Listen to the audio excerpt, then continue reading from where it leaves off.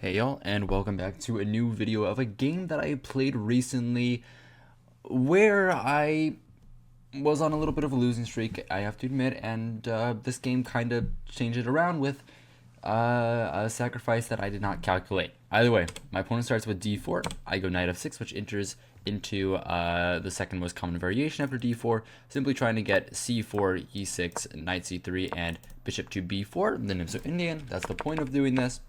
And my opponent doesn't have it and decides to go with your average London system with bishop f4. Very reasonable. I decide to go with d5 since I think that this is probably the best way to play here. Give up on bishop on e6, bishop b4 because it doesn't really work anymore. And we get into a very normal structure.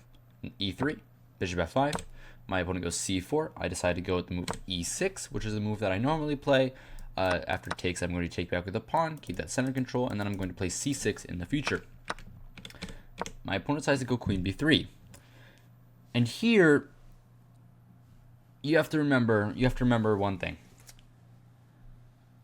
I was very, very angry during this game. I had just lost a game where I believe I missed a free knight, so I was pretty livid, and I wasn't thinking the best. So instead of playing the normal move, which I knew existed, I remembered that this move was a thing. This move, knight c6, sacking the pawn because of reasons. I didn't really know the reasons at the moment, but I knew that this was a line. The move is knight b4 here, by the way, threatening this, and actually black is better. I knew that that was a line, but I decided not to play it because I was just not in the mood for anything tactical, and I instead decided to go with the simple move queen to c8, which is the move I normally play in these positions. Obviously, yes, it is worse for black, but it's moderate and it's okay. My opponent goes knight c3, reasonable move. I go c6, trying to solidify my center since he's trying to target it. My opponent goes rook c1, and I go knight b to d7. I'm obviously seeing that the rook is going down on my queen, so if I don't have enough defenders on this pawn, then he might have some interesting sacrifices, such as currently takes. Doesn't actually work right now. It looks like it does because the pawn is pinned, but you can take the queen, take, and black would be up a rook. Instead, my opponent decides to play move h3. Reasonable move. It has two ideas. First idea, bishop wants to go back to h2. The second idea is that he might want to play g4 soon. With the point being that my bishop gets kicked back and then even g5. And actually, white has a very, very strong attack there. Now, I've seen that idea before, so after h3, I simply play the move h6. Correct. Now, after g4, I go bishop h7. And after g5, I can simply capture and be better, like something like 94 probably is probably okay. Yes, 94 is probably okay. Something like this, my rook is open, and I'm doing quite well. Instead of playing g4, my opponent knows what he's doing and simply develops a knight f3. Bishop e7. My opponent takes on d5. And in this position, I realize that I have blundered. I take on d5 with my e-pawn, and my opponent finds the very reasonable move, knight to b5. In this position, I thought, oh no, it's all over. It's all over, to me anyway, because my opponent is simply going to come in here. I can't take the knight due to the pin on the queen. I was thinking of a couple things. King d8 was one of the things I was thinking of. King f8 I was thinking of. Castles, because this is the threat, right? I can't stop that. I ended up just being like, oh my god, this is another game I'm going to lose. This is another game I'm going to lose. This is like going to be the third game in a row. I'm going to be sad. I'm going to be down to like 2200 flat. And I'm probably going to have to stop playing chess for the night. Instead of doing that, instead of feeling sad about myself, instead of feeling bad about myself, I continued playing the game. I castled. Simple move. Getting my king out of the way of this, but there is a way for white to win here. The first thought I had was the move knight to c7, hitting the rook, and after rook b8, my opponent would at least have a draw with knight b5. but there are some other options, and I thought that that was probably okay. Instead, oh, by the way, the best line is to go bishop to d6. And the idea is after takes, this is a fork, right? So I can't capture. And after queen d8, everyone has bishop c7, queen c8. Actually, no, sorry, not bishop c7. The idea is queen to a3, targeting my bishop, forcing me to capture. Knight captures, and bishop anywhere, probably e4 is probably the best spot for it. And white is winning a pawn. This is the line. I'm feeling a little bit congested today. I'm sorry if you can hear that. Either way, my opponent doesn't play that move, and he plays not a very good one. And I realize it immediately. He plays move knight to d6, attacking my bishop, attacking my queen. And his idea was clear. His idea basically was, you know what? I'm okay to lose my initiative over here as long as I get the bishop pair, because I'm forced to capture. Of course, if I don't capture, I'm going to lose a piece. My opponent recaptures, and I have to go rook e8. And now my opponent has gotten what they want. They got the two bishops, and they think that that's enough to be able to win. Unfortunately for them, that is not enough for them to be able to win, as they will come to see very shortly. My opponent goes bishop d3. Reasonable. First of all, this does lose the bishop pair if I decide to take. I decided not to take, though. I thought that I kind of wanted to win the game. I was feeling a little bit more focused now. I feel like in the game after he let me live with knight d6. So I thought, you know what? Let's play for a win. Let's play for a win. I deserve a win. I like winning the game. I go knight e4. Right. I'm attacking the bishop. If he takes me, then okay, you've lost your light colored bishop. It's opposite colored bishops. Probably a draw. But in all honesty, it probably favors black too, since black has decent play on the king side and white really doesn't. Instead, after knight e4, my opponent simply moved his bishop back all the way to h2. A good move. I go knight df6. Idea being, I want to maybe open up my queen to defense of the bishop, and I'm looking at sacrifices on h3 whenever possible. And if you saw the thumbnail of this video, which I'm sure you did, you'll know that there's going to be a sacrifice on h3. And my opponent decides here to castle his king. As you can see by the eval bar, castling is a mistake. Due to one move, and one move alone, which I calculated for around a minute and a half. I play the move, bishop takes h3. Brilliancy, incredible move. One that I really did not calculate, which is kind of funny. The idea of like not calculating this move, which is very interesting, is that I realized, you know what, I have so many pieces. I'm at least gonna get 2 pawns for the bishop. I have attacks on the knight. I have attacks towards the king. My knight's coming up. My rook's coming up. If there's not like a mate there or a winning of material, then I don't even know what I'm playing anymore. Is this chess or is this like a monkey game? Come on. What are we doing? So I thought, you know what, bishop h3 has to work, and that's why I spent a minute on this move basically psyching myself up to do it. And after bishop h3, my opponent's best move is not to take. If my opponent takes, it loses. As you can see from this, gh3, the eval goes up to -2. And actually, it's one of the weirdest -2s that I think I've ever seen. I'll get into some lines later, but I'll show you what white has to do. Basically, white just has to say, okay, you won a pawn. I'm going to queen c2, going for this, and saying, I'm down a pawn, but I got the bishop pair. It's not the end of the world. Maybe I have a knight e5 somewhere here. I don't know. My position's not the end of the world. I'm sure I'm down a pawn, but no one is going to do that. No one's going to do that. They're just going to be down a pawn and be sad forever. No, come on.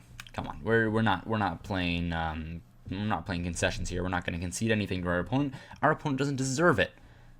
So my opponent takes. And after queen h3, obviously the best move, my opponent's in some serious trouble. The first threat is on the knight. Second threat is to bring the knight up here, targeting the bishop Also targeting the knight. You can't take this because pawn takes, hitting the knight, moving the knight away, wins me the game with queen takes h7 checkmate if the knight was there. There's a fourth idea, too, to bring rook to e6, rook to g6, with checkmating ideas when maybe the rook coming over to g7 square.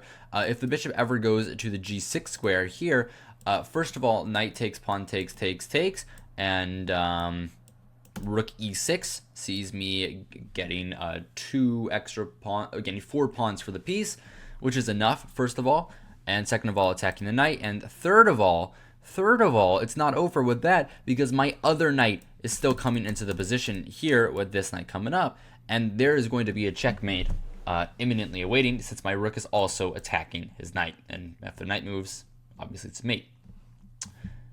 This is kind of a crazy position, and I'll show you what he has to do. My opponent plays the move queen d1, which is a big mistake.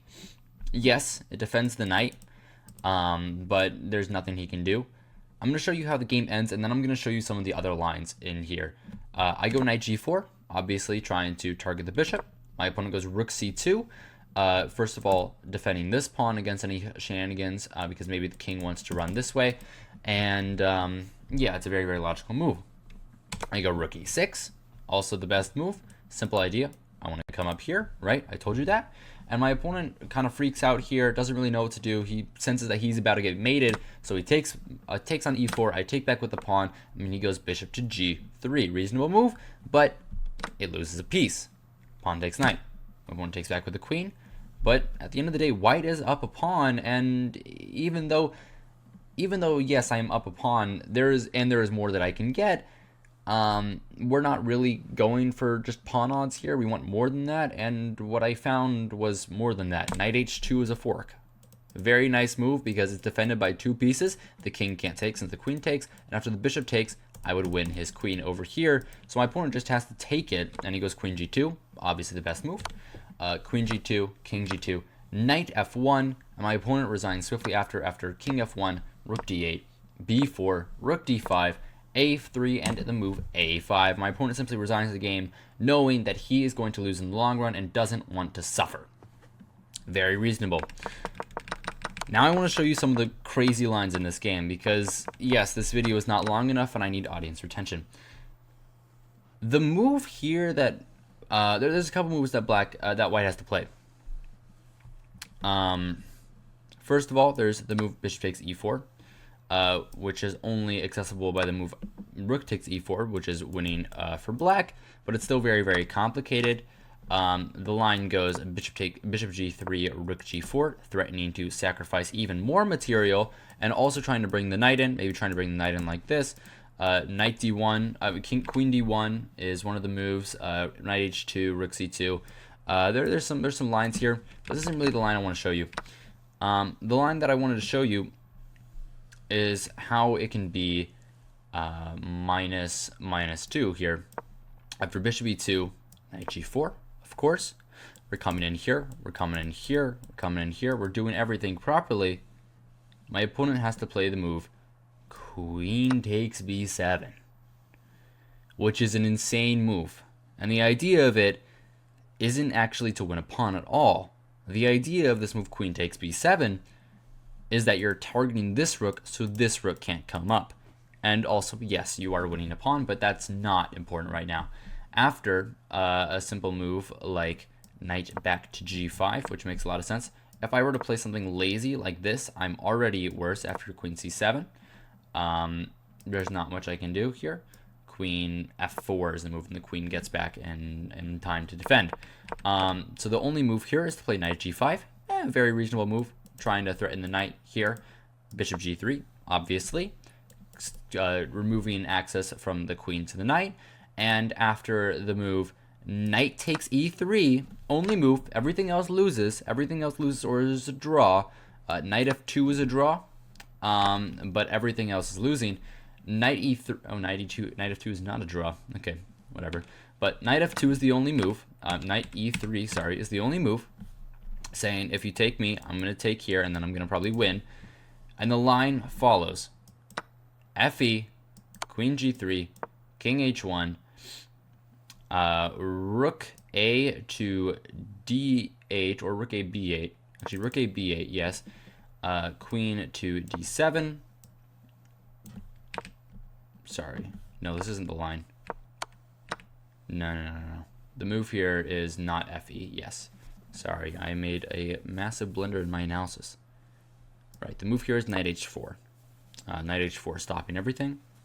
And the line that I really wanted to show you is rook a d8, queen to c7, rook to c8, queen to b7. Now the queen also defends the rook, so I can start trying to get some stuff going with the move rook to e4, fe, allowing this, and yeah, the knight is hanging, you're right, but knight g2 is the only move. The move rook b8 is forced because now the queen defends the rook from the other side of the board. Queen has to leave, probably taking on c6 on the way out. And now the only move for black is rook h4, in really an insane line. And this is what I wanted to show you. I looked at this in depth earlier. This is the line that I remember. You might be asking yourself, wait, how in the world is it -2? Black has 3 pieces on this side of the board. The king can't get out. If the rook moves up somewhere, it's simply mate in 2 here, for example. If the rook moves like away, then I mean, like, even this move is probably winning. Yeah, mate in 9. It just looks like game over. You defend this, okay, free bishop, or mate in 3, which is kind of nice. It just seems over. It just seems completely over. And if you don't move the rook, if you do anything, then mate in 3 with knight h3. But if you try to stop mate in 3, also, by the way, the second best move is simply stopping knight h3 with queen d7. And knight h3, queen takes h3 is the only line. If you try to do anything, there's also always like rook h2, and mate is unstoppable. There's nothing you can do. Here, simply knight h3, it's game over. It's game over, right? So why is this -2? Why is this only -2? Why is there no M on the evaluation? Is it some like queen c8 stuff? Well, no, because queen c8 is also -7. Don't believe me? -7. The move here that keeps it -2 is rook takes f7. Like, what? And we can see that it's -2 pretty easily if we recapture, right? This is obvious. This is obvious. It's -2. -2. The knight comes back. Queen c7 forces a queen trade or something. And yeah, it's -2 because black is up 2 points of material. Well, -1 at this point, but that's because white gets in play.